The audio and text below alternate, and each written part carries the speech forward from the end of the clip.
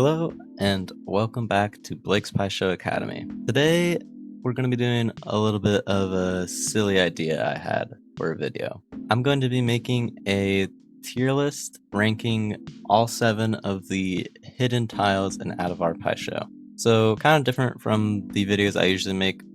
I'm not going to be making a lot of videos like these, but I had this idea and I thought it would be fun to make and a funny little video. So yeah, let's get into it. If you don't know how a tier list goes, then basically S up here, higher the better. So for this video, I'm going to be ranking them mostly on just how I like them, not how powerful I think they are in a game, which is kind of different from how I do a lot of my videos. But I think I'm just going to rank them on how fun they are, in my opinion. All this is just my opinion.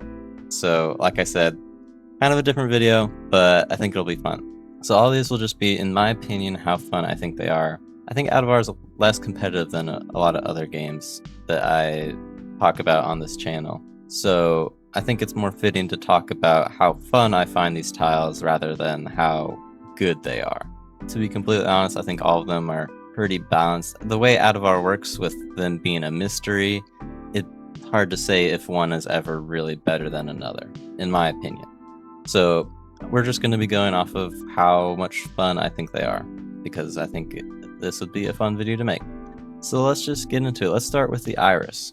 Now the iris, if you don't know, the objective is to get 2 basic flower tiles in each red and white plot. So yeah, it's pretty simple, and there's some strategies with it, with how you place your gates, and it can be hard to detect sometimes because you pretty much always, no matter what tile you have, are going to want flowers in the center gardens.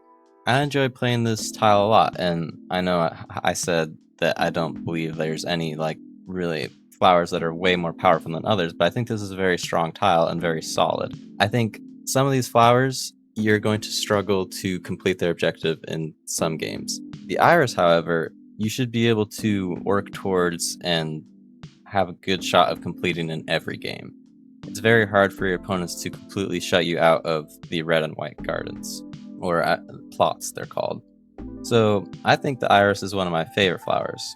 The only thing that I think that brings down my enjoyment of a little bit is that it's just a little too simple, and sometimes you can get very tunnel visioned with it as well, with not focusing on the neutral gardens, which can be important if your opponent has the birds of paradise or black orchid hidden tiles.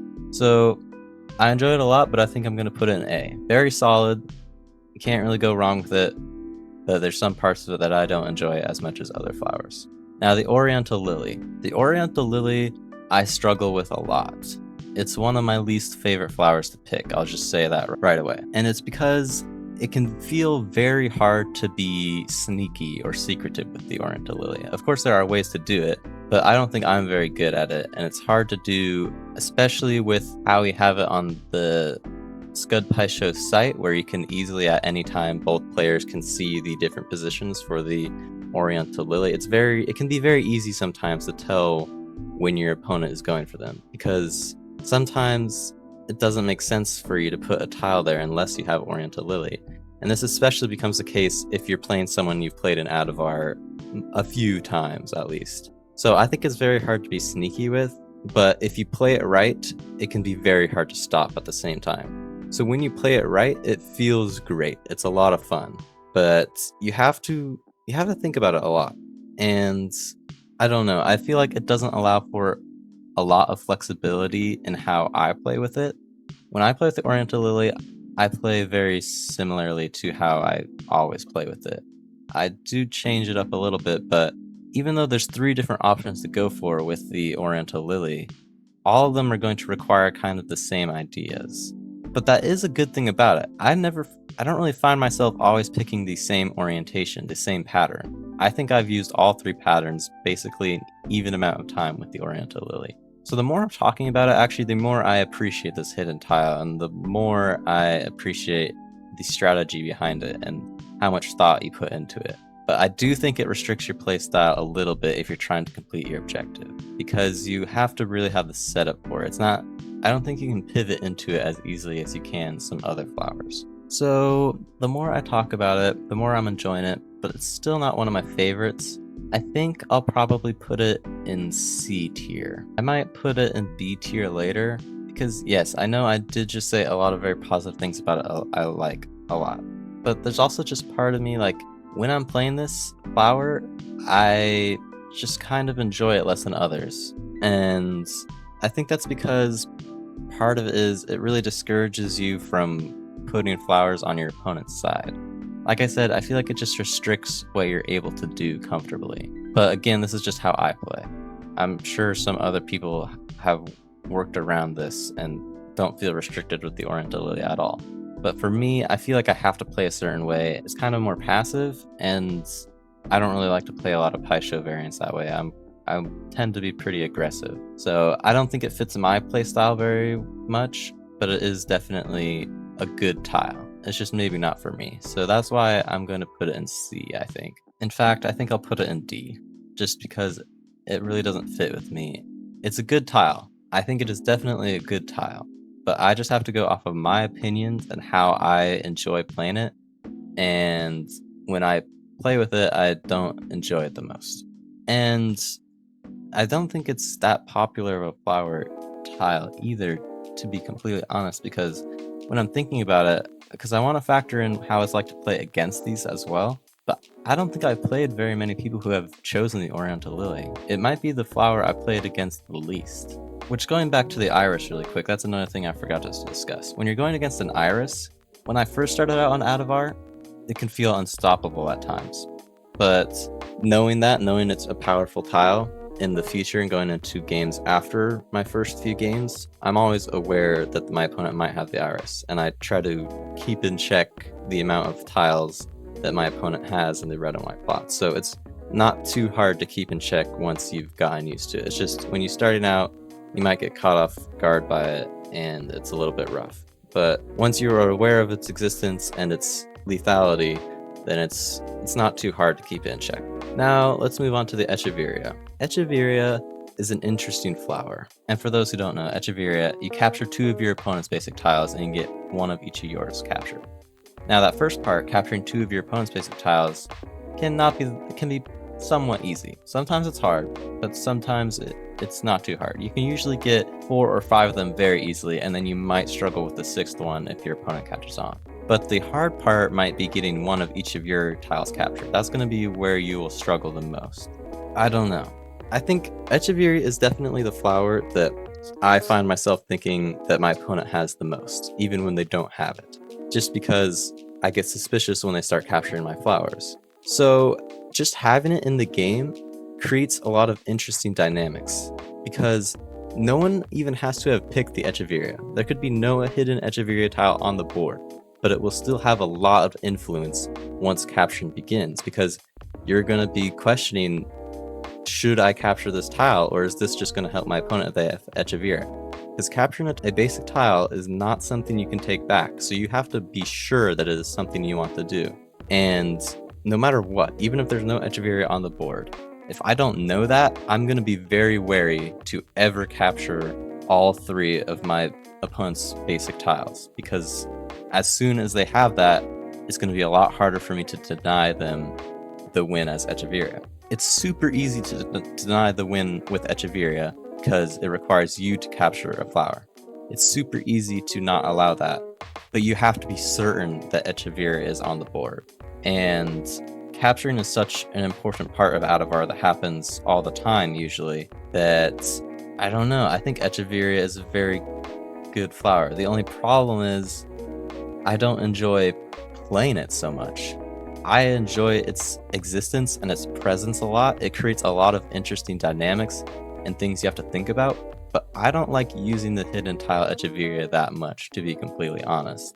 It can be frustrating to use if your opponent doesn't capture your tiles, and it can be very hard to get your opponent to capture your tiles just because people be so wary of the Echeveria tile. So I would put it in S, but I think I'm going to put it in A, because I love playing against it and I love its presence on the board at all times, but I don't love using it that much because it's hard. You have to pretend you have a different flower tile. It's the only tile that is not a positional objective.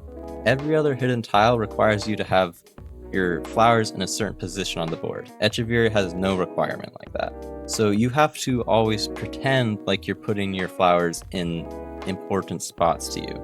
Because if you don't, it becomes very clear that you have Echeveria. So you have to balance that with also getting your opponent to capture your own tiles and capturing your opponent's tiles without it being too obvious that you have the Echeveria.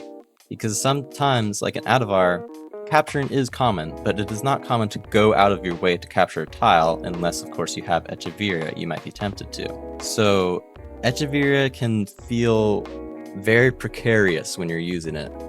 It's very hard to know if capturing a tile is going to give away that you have Echeveria, at least in my experience, of course. This is all just from my experience. But it can be very difficult to play, and maybe that's a good thing to some people. They enjoy the challenge, but to me, it creates kind of an unfun game where I focus too much on trying to figure out what I need to do as Echeveria. A lot of the time with the other flowers, I have a very basic game plan. The objectives are very basic, but with Echeveria, you have to balance so many different things, so many different aspects. It's a lot, and you kind of have to focus on it, and it becomes harder to identify what your opponent has. So I enjoy the tile a lot, but I don't think I can put it in S tier. I think I'm going to put it in A tier. And if I'm ranking them, like if I think on the left is better than the right, if I had to pick between the Iris and the Echeveria, I think I would say I enjoy the Echeveria more than the Iris. Okay, and now the White Rose. And let me just put the White Rose in F right now. I rarely play with the White Rose. I don't like playing with it very much at all. You would think maybe with a tile like Birds of Paradise that it is not going to be the most obvious when you have a White Rose. I have found that to not be the case. I have found that it is extremely obvious when someone has the White Rose. I have never been surprised that someone has a White Rose unless they don't play for their objective in the slightest and just play to guess mine. If someone tries to complete the White Rose objective in any way, it will become extremely obvious that that is the tile that they have, which kind of goes against the nature of what Adevar is supposed to be. And maybe just nobody has figured out how to play White Rose in a secretive way, but I feel like it's just kind of flawed in that it is very easy to identify.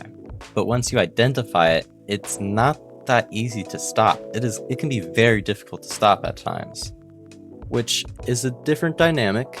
And if that is something that Adevar was about, then yes, I could see it being a good tile, but I don't think that's what Adevar should be, in my opinion. I don't think that's what the game was meant to be with its deceptive nature. I feel like the whole point of deception and not knowing the opponent's hidden tile is that once you do know the opponent's hidden tile, it should be relatively easy to stop them depending on how far along they are, as long as you've prepared some measures to be able to counter any possibility of hidden tiles, which is what I think you should do in Adevar.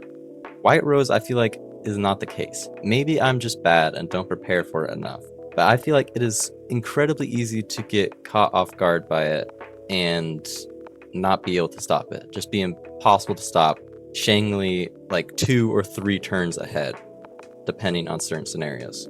Yes, maybe I am just not the best at defending the White Rose, but I have been trying to get better for a while, and it is so hard to stop. You have to devote all of your resources to stopping your opponent at that point, and you have to forget about any of your objectives, basically. It's just, once it becomes apparent that someone has a White Rose, it's the entire focus of the game, and you can't focus on anything else until your opponent has been completely shut down, completely stopped. Because if they have any hope of getting into your home plot, then you have to be super cautious, because it can be very easy for them to get in there and you can't stop them from placing a gate. And I don't have any fun playing the White Rose either, just for kind of all those same reasons. I don't really enjoy playing the White Rose at all. So for those reasons, I'm giving it F. In my opinion, I don't enjoy it very much at all. I can see why other people could enjoy it, and I don't think it's necessarily unbalanced, but I don't enjoy playing with it very much. So that's why I'm putting it in F. And now to the White Lotus hidden tile, or the Scud hidden tile, you know? You try and create a harmony ring like you do in Scud. And It's interesting. It introduces the idea of harmonies, which is not important to any other part of the game, only the white rose. And I feel like it's fairly balanced. It can be pretty easy to pretend you have the white rose. It can be pretty easy to pretend you have something else when you have the white rose. And when you pull off a ring, it feels really good. It's really satisfying. Sometimes, if you're playing an experienced player, it can be kind of hard to pull off. I am always very wary of the flower, so you have to get pretty creative with it, which I like a lot, because it's not very restrictive in how you can play with it at all. The only thing I don't like about it is sometimes it can be essentially, I don't want to say impossible, but it can be very difficult for you to be able to form a harmony ring on some board states due to the gates. I used to think it would be a good idea to be able to form harmonies through gates, not flowers, just gates. That was when I was not as good as the game and haven't explored that idea recently, so I don't know if that would be balanced or fun at all. But I think that would help with some positions where the gates kind of prevent you from being able to prevent a harmony ring without it being incredibly obvious that that's what you're doing. That's the only downside to the White Lotus, really, that I see. I enjoy playing with it a lot because there's a lot of different strategies you can do with it. It doesn't really restrict your playstyle very much at all. I'm between giving it A and S tier. It's not my favorite, so I think I'm going to give it A tier, but the top of A tier. I think it's the best out of all of these. Okay, and now we're down to my two probably most favorite flowers. I've switched between which one is my favorite between these two since I've started playing the game. I've always enjoyed these two a lot. I don't know which one is my favorite right now, but let's start with the Birds of Paradise, which the objective is to have one tile in each plot, which is pretty simple. But the hard part is going to be getting a tile in your opponent's home plot, and sometimes even your opponent's red plot. So where you place your gate with the Birds of Paradise is very important, which is something I didn't mention with the White Lotus. It doesn't really matter where you place your gate with the White Lotus at all. I like it when hidden tile objectives make you think where you have to place your gate. Obviously the White Rose does that. The Oriental Lily definitely does that in my opinion. Echeveria not so much, but it can be important sometimes if you play a gate like right next to an opponent's gate, not adjacently, but so where you can plant flowers on the same spot as your opponent to lead to massive capture wars. There can be some strategy there with the Echeveria. And the Iris, definitely there's strategy with the gate. And that's something that I think the White Lotus lacks a little bit. There's definitely some strategy, but not as much as all the other tiles in my opinion. But yes, the Birds of Paradise tile definitely demands some precision when placing the gate. And part of the reason why I enjoy both of these tiles is that it's very easy to feign that you have the other one. So a lot of times when you have Birds of Paradise, it can be very easy to trick your opponent into thinking you have the Black Orchid, or when you have the Black Orchid, it can be very easy to trick your opponent into thinking you have Birds of Paradise. They go very well together, because both of them prioritize the open plots on the sides, which no other tile really does other than maybe the Oriental Lily, and you need at least one flower in each plot with both of these. Well, technically with Black Orchid, you only need half a flower in each plot, but you're going to need a presence in every plot with both of these, so they go very nice together. Now, the only thing that I'm not going to be able to talk a lot about is I feel like I haven't played very many people who use Birds of Paradise. I don't see a lot of people choose this flower. I see people choose Black Orchid, I see people choose Iris, I see people choose White Lotus, I see people choose Echeveria, I see people choose White Rose. Not so much Oriental Lily, and not so much Birds of Paradise, which I'm not too sure why, but for whatever reason, in my experience, it has not been the most popular tile. I use it a lot, but I haven't played against it a lot, so I can't really say what it's like to play against it. A reason why I like Birds of Paradise a lot is because it allows for a lot of flexibility. Similarly to the White Lotus, you're going to have tiles all over the board. You're going to be able to pivot on many different things, many different positions, many different parts of the board. You're going to be able to react to a lot of things your opponent does and be able to maybe guess their flower a lot more often. So yeah, I think it allows for a lot of creativity, but even though it is one of my favorite flowers, and maybe you might think this is going against what I said this tier list should be, because I do enjoy playing it a lot, but there's nothing astounding about it. I think it is just a very solid flower, and the main reason I like it so much is that I don't think there's really any downsides to it. I think it's incredibly balanced, and I would like to rate it S, but I don't know. I think I'll just give it S, but that doesn't feel right to me. I think I'll give it S just because it is my favorite one to use, tied with Black Orchid. They're both my favorite. I think I have to give it S just because I enjoy it so much, but I am curious as to why I don't see many other people use it. And maybe the reason why I want to put it lower is just because it's not that interesting. It has a pretty basic concept, similar to the iris. The iris has also a very basic concept. Just have tiles in plots. All the other ones are, this one introduces harmonies, which is complex and new and interesting. This one introduces different patterns, which is very interesting. This one is completely different, involves the gate. And Echeverria is, as I talked about, very complex.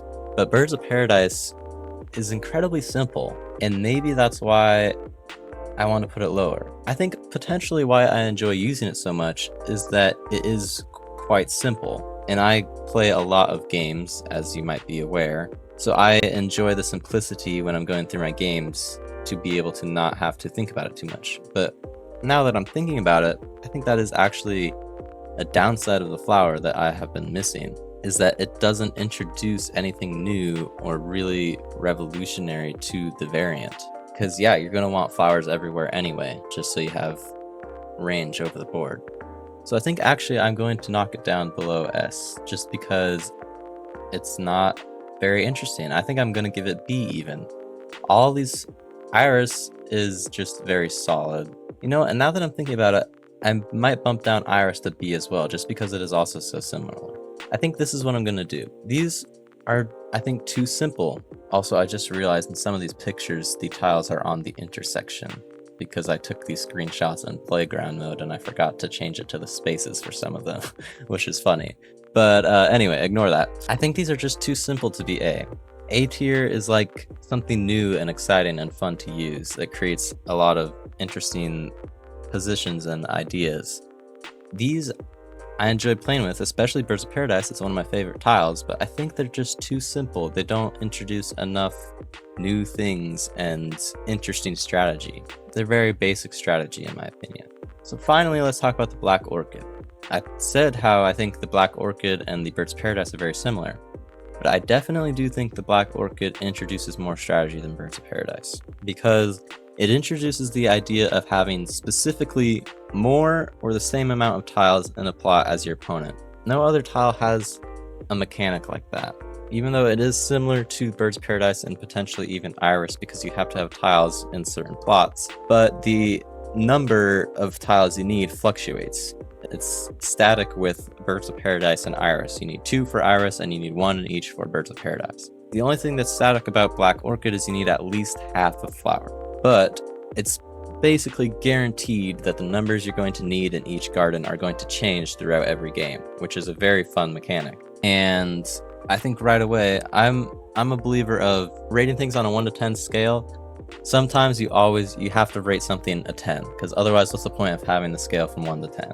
So I'm going to put in this an S, because something needs to be the best tile here. And I believe the Black Orchid is the best, because I don't see many downsides with it. Something that I talked about with the White Rose that I did not enjoy is Shanglis, where you're not able to stop them for like a turn, 2 or 3 turns ahead. I've encountered you are able to do Shanglis with Black Orchid, but whenever they happen, I feel like it's something that you could have prevented.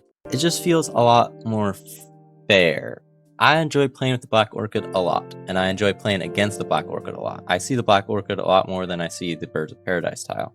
I think it allows for a lot of deception, a lot of creativity. It introduces new ideas with having to pay attention to how many tiles your opponent has in a plot, regardless of what tile they have. You're going to be paying attention to how many tiles your opponent has in a plot anyways, to try and figure out if they have certain tiles like the Iris. But now you need to pay attention to it not only for that, but to figure out what your own objective is and what you need to be focusing on to complete your objective. I think it allows for flexibility, and it's different from the Oriental Lily, where you're going to be going into your opponent's side of the board because you need one in their red garden. So it allows for some aggressive actions too, because also you're able to try and pretend that it is an Echeveria as well, because capturing with the Black Orchid can be very beneficial to you. And that works well with the Echeveria. With now you have to think, oh, are they capturing so that they have more dominance in this plot, or are they for the Black Orchid, or are they capturing because they have Echeveria? So you can get pretty creative with it, but also towards the end of completing the objective, it can be somewhat clear that you have the Black Orchid to your opponent. And it always leads to very interesting ways to stopping the Black Orchid. There are always very creative ways to stopping your opponent from winning with the Black Orchid, in my experience. And I don't know, if you've played Adevar and you've played against or with the Black Orchid, I feel like you might know what I'm talking about. But in my opinion, I think it is the most fun and interesting tile to use. It's very flexible, it just has a good all-around balance of everything that I look for in a hidden tile. I don't see many downsides, if any, with the Black Orchid tile. I'm trying to think of any right now, of what could be a potential downside, but I don't know. Like I said, it introduces strategy with placing your gate. Where you need to place your gate with Black Orchid will likely change in a lot of games due to where your opponent is putting tiles, which is an interesting dynamic, and I just enjoy the tile a lot. So I think this is going to be my final rankings for all the tiles. I'll say I enjoy all the tiles, even though some rank higher or lower on this list. I enjoy all of them in Adevar. It creates a very interesting game, except for the White Rose. I don't like the White Rose. I'm just kidding. I do have my gripes with the White Rose, but in the end, it does add interesting ideas and new mechanics to the game that you have to think about. So it definitely adds some things. I just think it has too many downsides to my liking. But yeah, I enjoy all the tiles. They add a lot of interesting strategy and things you need to watch out for. And yeah, this is my list, I think. Actually, I'm just going to move Oriental Lily to C tier and then get rid of D tier. It's not really needed. So yeah, I think this is my list here. I had like maybe two other tier list video ideas that I had that I thought would be fun to make. So yeah, I might do those. I know this is pretty different from what I usually do, but I had fun making this, and I think it's kind of a funny little video that some people might enjoy. And I'd be interested to see any of your guys' rankings if you have them, if you have certain tiles that you like more than others, certain objectives that are your favorite. I'd be very interested in hearing other people's opinions. Yeah, I don't think I'd really change anything about this. Even the Birds of Paradise, even though it's one of my favorite ones to use, I think the reason I like using it is because I don't have to think about it very much, which, you know, when you think about it, isn't that fun. It might be easy to use, but it's not really that fun. So I don't mind putting that in B tier at all. But yeah, hopefully you enjoyed, and I'll see you all in the next video. Bye bye.